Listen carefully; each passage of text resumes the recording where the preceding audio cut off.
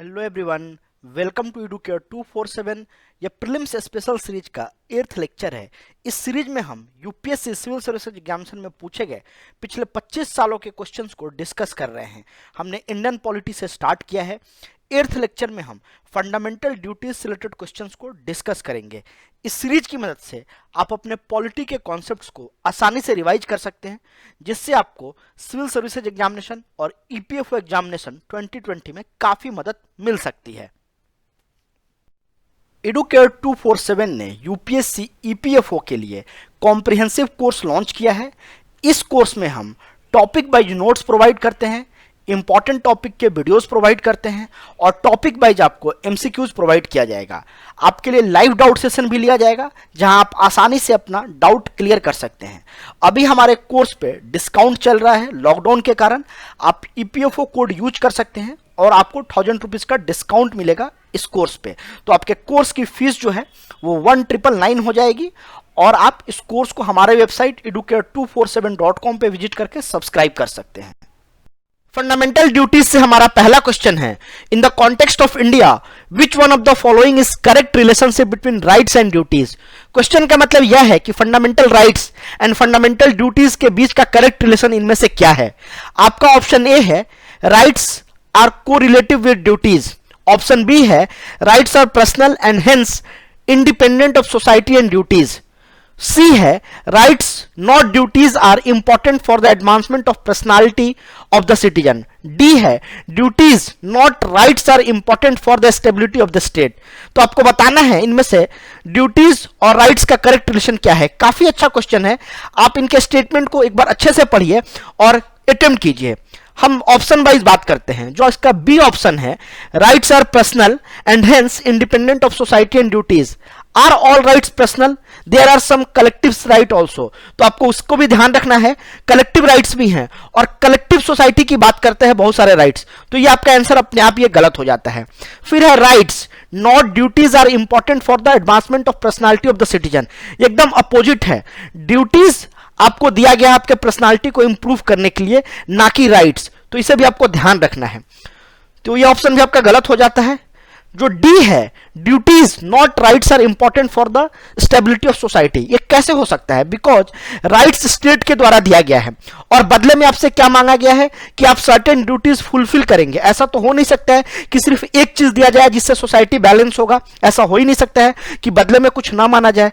तो ये ऑप्शन भी आपका गलत होता है। तो आप देखिए कॉमन सेंस के बेसिस पे इस क्वेश्चन को आसानी से सॉल्व कर सकते हैं। इसका आंसर है rights are correlative with duties, rights and duties को हमें बैलेंस करके चलना है, तभी सोसाइटी अच्छे से स्टेबल होगी और एक अच्छा नेशन बिल्ड कर पाएंगे हम। तो इसका आंसर है ए। काफी अच्छा क्वेश्चन था, काफी लोग कंफ्यूज भी हुए थे इसमें। तो ऐसे क्वेश्चन को आपको कॉमन सेंस के बेसिस पे, थिंकिंग के बेसिस पे एलिमिनेट करना है।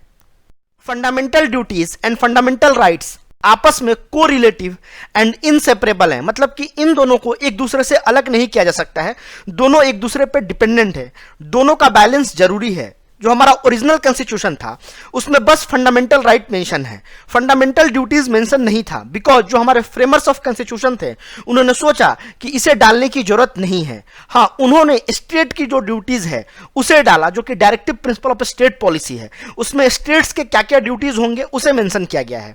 1976 में फंडामेंटल ड्यूटीज को 42nd कॉन्स्टिट्यूशनल अमेंडमेंट के द्वारा कॉन्स्टिट्यूशन में ऐड किया गया और एक नए आर्टिकल को भी उसमें डाला गया, आर्टिकल 51A, और एक नया पार्ट भी बना, पार्ट 4A। तो ये सारे फैक्चुअल डिटेल्स हैं, आप इन्हें ध्यान रखें। आर्टिकल 51A को ऐड किया गया, पार्ट 4A को ऐड किया गया। आप हमें कमेंट में बताइए कि पार्ट 4 में क्या है। और कॉन्स्टिट्यूशनल अमेंडमेंट जो था वो 42nd कॉन्स्टिट्यूशनल अमेंडमेंट था।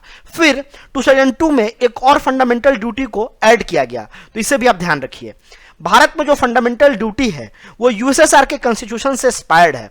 एक चीज यहां गौर करने वाली है कि वर्ल्ड के किसी भी डेमोक्रेटिक कंट्री के कॉन्स्टिट्यूशन में फंडामेंटल ड्यूटी को मेंशन नहीं किया गया है, एक्सेप्ट जापान के कॉन्स्टिट्यूशन में।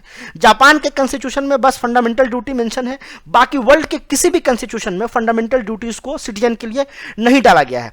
लेकिन जो भी सोशलिस्ट कंट्री हैं उनके कॉन्स्टिट्यूशन में फंडामेंटल ड्यूटीज मिलता है। जो यूएसएसआर का कॉन्स्टिट्यूशन है वो डिक्लेयर करता है citizens exercise of their rights and freedom was inseparable from the performance of their duties and obligation. तो इसे आपको ध्यान रखना है कि जो हमारा राइट्स है वो ड्यूटीज से इनसेपरेबल है। हमें स्टेट्स अगर कुछ राइट्स देती है तो साथ साथ हमें कुछ ड्यूटी भी परफॉर्म करना है, दोनों एक दूसरे से अलग नहीं हो सकते हैं। तो काफी इंपॉर्टेंट कॉन्सेप्ट है ये, इस पे यूपीएससी ने सवाल पूछ लिया है, आगे भी पूछ सकता है, क्योंकि आप जानते हैं कि यूपीएससी अपनी सवाल और अपने कॉन्सेप्ट्स रिपीट करते हैं। आपका अगला क्वेश्चन है, which of the following statements is are true of the fundamental duties of an Indian citizen. 2017 में यह सवाल पूछा गया है। आपके स्टेटमेंट हैं, a legislative process has been provided to enforce these duties. फिर अगला स्टेटमेंट है, they are correlative to legal duties. आपको सिलेक्ट करना है कि इनमें से कौन सा सही है, only one, only two, both one and two, neither one not two. तो आपको बताना है। चलिए स्टेटमेंट वन को देखते हैं, a legislative process has been provided to enforce this duties. आपको क्या लगता है, आपने कभी पढ़ा है फंडामेंटल ड्यूटीज में कि किस प्रोसेस से ड्यूटी को इंप्लीमेंट किया जाएगा, पार्लियामेंट के कितने वोटिंग से इसे पास किया जाएगा, मेजोरिटी चाहिए, स्पेशल मेजोरिटी चाहिए, ऐसा कोई भी प्रोसेस कॉन्स्टिट्यूशन में मेंशन नहीं है। 51A में बस आपको क्या ड्यूटी परफॉर्म करना है सिर्फ वो मेंशन है, उसका क्या प्रोविजन होगा, कैसे इन्फोर्स किया जाएगा, इसको कुछ भी मेंशन नहीं किया गया है। हाँ, संसद चाहे तो उसमें किसी भी एक ड्यूटी के लिए कानून बना सकती है, लेकिन कैसे बना सकती है वो कॉन्स्टिट्यूशन में मेंशन नहीं है, तो आपका ये ऑप्शन गलत हो जाता है। दूसरा है, they are correlative to legal duties. हाँ, कुछ फंडामेंटल ड्यूटीज आपके लीगल ड्यूटीज से मैच खाते हैं, बट जब भी ऐसे क्वेश्चन आए तो आपको सोचना है क्या सारे फंडामेंटल ड्यूटीज के लिए लीगल ड्यूटीज है, तो ऐसा नहीं है, कोई कोरिलेशन नहीं है लीगल ड्यूटीज और फंडामेंटल ड्यूटीज में। तो इसे आपको ध्यान रखना है। ये काफी कंफ्यूजिंग और काफी अच्छा क्वेश्चन था, बिकॉज लोगों को लगा कि एक दो फंडामेंटल ड्यूटीज तो हमारी लीगल ड्यूटीज से मैच होती है, तो उन्होंने इस आंसर को करेक्ट मान लिया। तो आपका आंसर होगा नाइदर वन नॉट टू। तो इस तरह के अच्छे क्वेश्चंस यूपीएससी हर साल पूछती है, इसमें आपको सोचने के लिए मजबूर करती है यूपीएससी। तो आपको ध्यान से ऐसे क्वेश्चंस को सोचना है, और आपको जब भी ऐसे क्वेश्चंस आए, आप सारे के सारे फंडामेंटल ड्यूटीज या फंडामेंटल राइट्स, जिससे भी ऐसे क्वेश्चंस आए, सारे के सारे राइट्स के बारे में, सारे के सारे ड्यूटीज के बारे में सोचने की कोशिश करिएगा। फंडामेंटल ड्यूटीज के कुछ फीचर्स को देखते हैं। कॉन्स्टिट्यूशन में 11 फंडामेंटल ड्यूटीज हैं। यह सिटीजन्स पे फोर्स नहीं किया गया है, but citizens are morally obliged by constitution to perform this duties. Citizen का यह मोरल कर्तव्य बनता है कि वो इन ड्यूटीज को फॉलो करे। साथ ही साथ सिटीजन के लिए रिमाइंडर है कि उन्हें राइट्स भी दिया गया है, तो ये उनका कर्तव्य बनता है कि वो देश के लिए, समाज के लिए और अपने बाकी सिटीजन्स के लिए सर्टेन ड्यूटीज को परफॉर्म करें। ये सिटीजन्स के लिए एक इंस्पिरेशन का सोर्स है, जो उनके अंदर डिसिप्लिन प्रमोट करता है और उन्हें एक कमिटेड नागरिक बनाता है। ऐसा कॉन्स्टिट्यूशन मानता है कि सिटीजन सिर्फ स्पेक्टेटर नहीं है, वो हमारे जो नेशनल गोल्स हैं उसके पार्टिसिपेंट्स भी हैं, तो उन्हें कुछ ड्यूटीज भी परफॉर्म करने पड़ेंगे। Directive principle of state policy की तरह यह भी नॉन जस्टिसिएबल है। कोई भी लीगल सैंक्शंस प्रोवाइड नहीं किया गया इनको, इनके वायलेशन पे हम कोर्ट नहीं जा सकते हैं। साथ ही साथ यह संसद को अधिकार दिया गया है कि वह किसी भी फंडामेंटल राइट को पालन कराने के लिए कानून बना सकता है। जब कानून बन जाएगा तो वह इन्फोर्सेबल होगा, ऐसे वह इन्फोर्सेबल नहीं है। बिना कानून के उसका कोई इन्फोर्सेबल नहीं हो सकता है। तो इसे आपको ध्यान रखना है। ये कुछ फीचर्स हैं फंडामेंटल ड्यूटीज के। इन सब फीचर्स से डायरेक्ट यूपीएससी सवाल बना करके पूछ सकती है स्टेटमेंट के फॉर्म में, तो आपको इन्हें अच्छी तरह से ध्यान रखना है। हमारा अगला क्वेश्चन है, to uphold and protect the sovereignty, unity and integrity of India in a provision made in the 2015 में यह सवाल पूछा गया था। आपका ऑप्शन ए है preamble of the constitution, B है directive principle of the state policy, C है फंडामेंटल राइट्स और डी है फंडामेंटल ड्यूटीज। ये one of the good question जो यूपीएससी हर साल पूछती है उनमें से एक है। इसका आंसर देखते ही लोग प्रीएम्बल ऑफ द कॉन्स्टिट्यूशन को टिक करेंगे, लेकिन आपको ध्यान रखना है कि प्रीएम्बल में कहीं भी सोवर्निटी को अपहोल्ड करने की बात नहीं की गई है। हाँ, यूनिटी और इंटीग्रिटी की बात की गई है, सोवर्निटी की बात की गई है डेमोक्रेटिक रिपब्लिक बनाने के सेंस में, बट आपको अपहोल्ड करना है और प्रोटेक्ट करना है सोवर्निटी को, ये प्रीएम्बल में कहीं भी नहीं है। उस साल क्या हुआ था कि बहुत सारे लोगों ने ऑप्शन ए पढ़ा प्रीएम्बल ऑफ द कॉन्स्टिट्यूशन और टिक करके आ गए, ऑप्शन डी तक वो पहुंच ही नहीं पाए। तो आप देखिए कैसे चालाकी से यूपीएससी जो मेन आंसर होता है उन्हें नीचे में देती है, और जो जिसमें आप गलती कर सकते हैं उसको ऑप्शन ए बना देती है। आप अगर ढंग से प्रीएम्बल को पढ़ेंगे तो उसमें कहीं भी प्रोटेक्ट और अपहोल्ड करने की बात नहीं की गई है सोवर्निटी को। यूनिटी और इंटीग्रिटी की बात की गई है, बट इसकी बात नहीं की गई है। तो काफी अच्छा क्वेश्चन था। जो फंडामेंटल ड्यूटीज हैं उनमें डायरेक्ट यह लाइन है, to protect and uphold the sovereignty unity and integrity of India. तो इसे आप ध्यान रखिएगा, काफी अच्छा सवाल था ये उस समय। इसका आंसर है फंडामेंटल ड्यूटीज। हम फंडामेंटल ड्यूटीज को देखते हैं। कॉन्स्टिट्यूशन में 11 फंडामेंटल ड्यूटीज है जो कि आर्टिकल 51A में है। यह कहता है it shall be the duty of every citizen of India, यह भारत के सभी नागरिकों का कर्तव्य होगा कि to abide by the constitution, संविधान को मानना, and respect it ideals and institution and national flag and national anthem. भारत के जो भी आइडियल्स हैं और जो भी इंस्टीट्यूशन हैं उसको रेस्पेक्ट करना, नेशनल फ्लैग का रेस्पेक्ट करना और नेशनल एंथम का रेस्पेक्ट करना। साथ ही साथ to cherish and follow the noble ideals which inspired our national struggle for freedom, जो भी हमारे फ्रीडम के लिए स्ट्रगल हुए उसके जो भी आइडियाज थे उससे हमें इंस्पायर होना है, उसे चेरिश करना है। साथ ही साथ to uphold and protect the sovereignty, unity and integrity of India, हमें भारत की यूनिटी, इंटीग्रिटी को प्रोटेक्ट करना है, अपहोल्ड करना है, तो इसे भी आपको ध्यान रखना है। To defend the country and render national services when called upon to do so, हमें भारत को डिफेंड करना है और हमें जब भी नेशनल सर्विस के लिए बुलाया जाए जाना है। साथ ही साथ हमें हार्मोनी को प्रमोट करना है, ब्रदरहुड को प्रमोट करना है, तो इसे आपको ध्यान रखना है। To value and preserve the rich heritage of our composite culture, जो भी भारतीय कल्चर है उसको हमें प्रोटेक्ट करना है, उसे हमें प्रिजर्व करना है। साथ ही साथ to protect and improve the natural environment including forest, lakes, river, wild life and to have compassion for the living creatures, हमें अपने फॉरेस्ट का ख्याल रखना है, उसे प्रोटेक्ट करना है, हमें इन्वायरमेंट का ख्याल रखना है। आज के समय में यह ड्यूटीज काफी इंपॉर्टेंट हो गया है। To develop the scientific temper, ये भी काफी इंपॉर्टेंट है, हम अनसाइंटिफिक बातें नहीं कर सकते, हमें साइंटिफिक टेम्पर डेवलप करना होगा। Spirit of inquiry and reform, तो इसे भी आपको ध्यान रखना है। To safeguard the public property, हमें जो पब्लिक प्रॉपर्टी है, जो सरकारी चीजें हैं उसको सेफगार्ड करना है, उसकी रक्षा करनी है।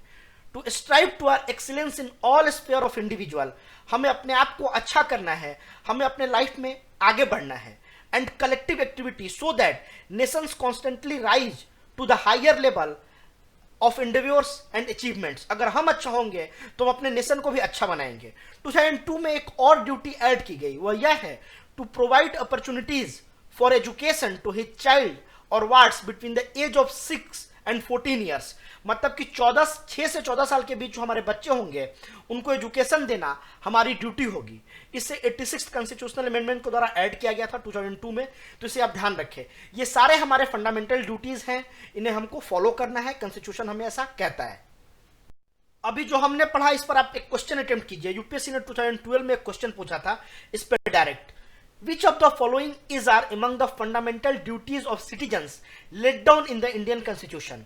आपका स्टेटमेंट 1 है to preserve the rich heritage of our composite culture, आपका ऑप्शन 2 है to protect the weaker section of social injustice, तीसरा ऑप्शन है to develop the scientific temper and spirit of inquiry, fourth option है to strive towards excellence in all sphere of individual and collective activity. आपको बताना है कि इनमें से कौन सा फंडामेंटल ड्यूटी है। अभी जो हमने पढ़ा था तो हमें कंपोजिट कल्चर की बात की गई थी, उसे हमें प्रिजर्व करने की बात की गई थी, साथ ही साथ साइंटिफिक टेम्पर का भी बात था उसमें, तो इसे भी आप करेक्ट मानेंगे। तीसरा to strive towards excellence in all sphere of individual, ये भी था, जब इंडिविजुअल अपने आप को आगे बढ़ाएगा तभी कंट्री आगे बढ़ेगी। लेकिन वीकर सेक्शन और सोशल इनजस्टिस का बात नहीं था हमारे फंडामेंटल ड्यूटीज में। ये कहाँ था आप हमें कमेंट में बताइए, मैं आपको बता देता हूँ, ये डीपीएसपी में है, ये हमारे फंडामेंटल ड्यूटीज में नहीं है। तो देखिए कितना अच्छा सवाल यूपीएससी ने पूछा, तो आपका ऑप्शन हो जाएगा 1, 3 एंड 4। अब आपको एक ट्रिक बताता हूं इस क्वेश्चन को सॉल्व करने को। लेट्स एज्यूम आपको नहीं पता है, लेकिन आपको सिर्फ ये पता है कि statement 2 to protect the weaker section of social injustice ये नहीं होगा, तो आप इस क्वेश्चन को सॉल्व कर लेंगे। अगर आप 2 को एलिमिनेट कर देते हैं तो 2 यहां है, ये ऑप्शन गलत, ये ऑप्शन गलत, ये ऑप्शन गलत, सिर्फ आपके पास एक ऑप्शन बचता है सी। ऐसे ट्रिक यूपीएससी अपनाती है, एक ऑप्शन को आप एलिमिनेट करें और आपका आंसर आ जाता है। तो जब भी एग्जाम में ऐसा सिचुएशन है कि एक ऑप्शन हटाने से आपका आंसर एक बन रहा हो, तो उस पर आप ब्रेनस्टॉर्मिंग कीजिए, सोचिए कि क्या ये आंसर डायरेक्ट निकल सकता है। सिर्फ एक ऑप्शन को आपने हटाया और आपका आंसर आ गया। तो ऐसे सवाल को अच्छे से ध्यान से पढ़ के सॉल्व करना है। हमारा अगला क्वेश्चन है, under the constitution of India which one of the following is not a fundamental duty. ये 2011 में पूछा गया था। आपका ऑप्शन ए है to vote in public elections, B है to develop the scientific temper, C है टू सेफगार्ड पब्लिक प्रॉपर्टी, और डी है to abide by constitution and respect it ideals. अभी आपने पढ़ा, ये तीनों आपके फंडामेंटल ड्यूटी है और ए नहीं है। आप हमें कमेंट में बताइए कि राइट टू वोट या to vote in public election ये कहां से आता है, ये कॉन्स्टिट्यूशनल ड्यूटी है या लीगल ड्यूटी है। हमने फंडामेंटल राइट के समय इसका डिस्कशन किया था, आप रिमाइंड कीजिए उस डिस्कशन को और कमेंट में बताइए इसका आंसर क्या होगा। आंसर है ए इस क्वेश्चन का, लेकिन जो आपसे क्वेश्चन मैंने पूछा उसे आप कमेंट करके बताइए।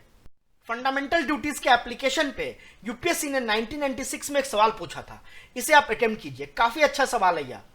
Consider the following statements, no one can be compelled to sing the national anthem since it will be violative of the right to freedom of speech and expression, it will be violative of the right to freedom of conscience, practice and propagation of religion. Statement 3 है, there is no legal provision obliging anyone to sing the national anthem. क्या है इसका answer? इसका answer मैं आपको बता देता हूं, 1, 2 एंड 3 है। इसको हम डिटेल से समझेंगे आगे। Prevention of insult to national honour act 1971 का सेक्शन 3 यह कहता है, अगर आप किसी को इंटेंशनली राष्ट्रीय गान गाने से रोकते हैं और ऐसे किसी असेंबली को डिस्टर्ब करते हैं तो आपको पनिश किया जा सकता है, आपको 3 साल तक की सजा हो सकती है या आपसे फाइन लिया जा सकता है या दोनों किया जा सकता है। बट इसका यह मतलब नहीं है कि आप किसी को फोर्स कर सकते हैं। यह एक्ट कहीं यह नहीं कहता है कि आप किसी को राष्ट्रीय गान गाने के लिए कंपेल कर सकते हैं, इसे मना किया गया है। सुप्रीम कोर्ट ने 1986 में एक जजमेंट में कहा था, जो केस था बिजो इम्यूनियल वर्सेज स्टेट ऑफ केरला के केस में, कि राइट टू रिमेन साइलेंट रहना भी right to free speech and expression का पार्ट है। तो इसे आप ध्यान रखिए, अगर कोई नहीं गाना चाहता है और वो चुप है और आप उसे फोर्स कर रहे हैं गाने के लिए, तो उसके right to free speech and expression को वायलेट कर रहे हैं। साथ ही साथ सुप्रीम कोर्ट ने यह कहा था कि अगर कुछ लोग रिलीजियस रीजन से नेशनल एंथम नहीं गाना चाहते हैं और उन्हें फोर्स किया जाता है, तो उनके आर्टिकल 19(1)(a) और आर्टिकल 25(1)(a) राइट्स का वायलेशन कर रहे हैं। आप अगर किसी को फोर्स करते हैं तो आप इन दोनों राइट्स को वायलेट कर रहे हैं। आप किसी को फोर्स नहीं कर सकते हैं नेशनल एंथम गाने के लिए। कोई विलिंगली गा रहा है तो उसे गाने दे सकते हैं, अगर कोई चुप रहना चाहता है तो उसे आपको रिस्पेक्ट करना चाहिए, नहीं तो आप उसके right to free speech and expression का वायलेशन कर रहे हैं। तो इसे आपको ध्यान रखना है। ये जो हमारा फंडामेंटल ड्यूटीज कॉन्सेप्ट है उसका एप्लीकेशन है, ये जो क्वेश्चन था उसका एप्लीकेशन बेस्ड था, तो इसे आपको समझना है। हमें ऑफ कोर्स अपने नेशनल एंथम और नेशनल सॉन्ग का रिस्पेक्ट करना है, लेकिन हमें किसी को फोर्स नहीं करना है गाने के लिए। होप आपको यह वीडियो अच्छा लगा तो आप इसे लाइक करें, कमेंट में बताएं इस सीरीज से आपको प्रीलिम्स की तैयारी करने में कैसे मदद मिल रही है। हमारे चैनल एडुकेट 247 को सब्सक्राइब करें। Thank you and happy learning.